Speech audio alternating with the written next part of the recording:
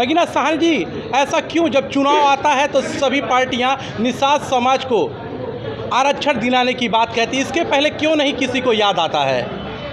देखिए, हम लोग तो निषाद समाज की लड़ाई को लगातार लड़ने का काम किए हैं और चूँकि ये जो इसके पहले जो लड़ाई थी, समाजवादी पार्टी के नेता माननीय मुलायम सिंह यादव जी, माननीय अखिलेश जी, माननीय प्रोफेसर राम गोपाल यादव जी, जो सांसद हैं हमारे, ये लोग राज्यसभा और लोकसभा में लगातार लड़ते रहते हैं अनुसूचित निषाद समाज को, अनुसूचित जाति की सुविधा को लेकर के।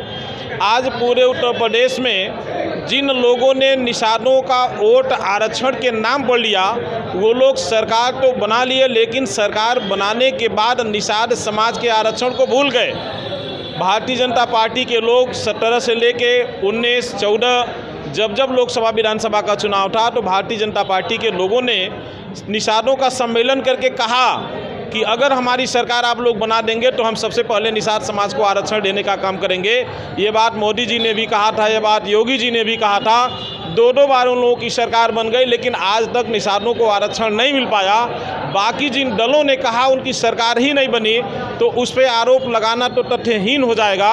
अभी आपने देखा, जिन लोगों ने, हमारे समाज के लोगों ने, अभी तक तो गैर लोग हमको ठग रहे थे, अब तो हमारे लोग हमको ठग रहे हैं। जिन लोगों ने आरक्षण के नाम पर अपनी पार्टी खड़ा किया, अपने सांसद, विधायक, मंत्री बने, आज भी कैबिनेट मंत्री हैं, भाजपा सत्ता के साथ में लगे हुए हैं। आज उनका निषाद समाज को धोखा देने के लिए बयान आता है कि जो आरक्षण की फाइल है वो सपा बसपा सरकार के अधिकारी उसको दबाए हुए हैं। अब इतने मूर्खतापूर्ण इन जवाब को आप क्या कहेंगे कि आज 7 साल हो गए आपके उत्तर प्रदेश में। नहीं, आपने कहा कि मुलायम सिंह जी, अखिलेश यादव लगातार सदन और कई जगह मांग उठाए, लेकिन इसके पहले भी आपकी सरकार थी, तब आप लोगों ने आरक्षण क्यों नहीं दिलाया? इसीलिए लगता है कि आपकी सरकार चली गई उत्तर प्रदेश से। देखिए, आपका सवाल बिल्कुल सही है और आपके सवाल में ही आपका जवाब है। जब माननीय मुलायम सिंह यादव जी की सरकार थी, तो माननीय मुलायम सिंह यादव जी ने निषाद समाज को अनुसूचित जाति की सुविधा दिए थे। 2006 के लगभग में उन्होंने अनुसूचित जाति की सुविधा दिए और हम लोगों ने प्रमाण पत्र भी बनवाया, लेकिन उसके बाद कोर्ट से स्टे हो गया, तो उन्होंने दिया सुविधा हमको। फिर जब माननीय अखिलेश यादव जी मुख्यमंत्री बने, तो दिसंबर 2016 में उन्होंने भी हम लोगों को मझवार नाम से अनुसूचित जाति का सुविधा उन्होंने दिया, शासनादेश जारी हुआ। लेकिन उस शासनादेश के बाद तमाम लोगों ने अनुसूचित का प्रमाण पत्र हमारे समाज में बनवाया, तब तक कोर्ट ने रोक दिया और उसी के बाद से भारतीय जनता पार्टी की सरकार प्रदेश में लगभग 7वां साल है। यही बातें तो कैबिनेट मंत्री डॉक्टर संजय निषाद भी तो कह रहे हैं। जी, क्या कह रहे हैं वो भी यही कह रहे हैं कि आगे फाइल बढ़ी है, मैं वकील बनकर अपने समाज के लिए कार्य कर रहा हूं और इतने जल्दी आरक्षण नहीं मिलेगा, कुछ समय लगता है किसी कार्यों के लिए। डॉक्टर संजय जी मोदी जी से और भाजपा नेताओं से क्यों नहीं सीखते हैं? वो डॉक्टर संजय निषाद जी को इतनी जानकारी नहीं है कि जब सामान्य वर्ग को 10% का आरक्षण देना हुआ था, तो यही योगी मोदी जी एक दिन में 10% आरक्षण देने का काम किए थे। निषाद समाज को वर्षों क्यों लग रहा है? ये निषाद समाज को के साथ केवल छलावा है, निषाद समाज के साथ धोखा है, निषाद समाज को ठगने का काम किया जा रहा है। अगर एक दिन में 10% का आरक्षण सामान्य वर्गों को दिया जा सकता है, तो निषाद समाज को आरक्षण देने में वर्षों क्यों लग रहा है? ये सरासर धोखा है। निषाद समाज को अगर आरक्षण नहीं मिला, तो निषाद समाज सड़कों पर उतर करके भारतीय जनता पार्टी को सत्ता से बाहर करने का काम करेगा।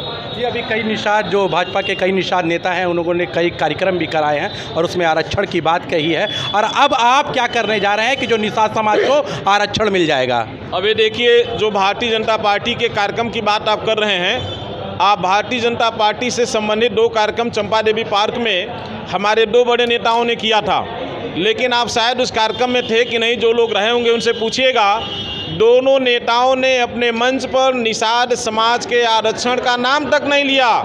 वो केवल निषाद समाज को खड़ा करके वर्चस्व दिखा रहे थे, भारतीय जनता पार्टी में अपनी कीमत बढ़ा रहे थे कि देखो इतने निषाद समाज को बेचने के लिए मैंने खड़ा कर दिया है, आप बताओ इनकी कितनी कीमत हमको दोगे।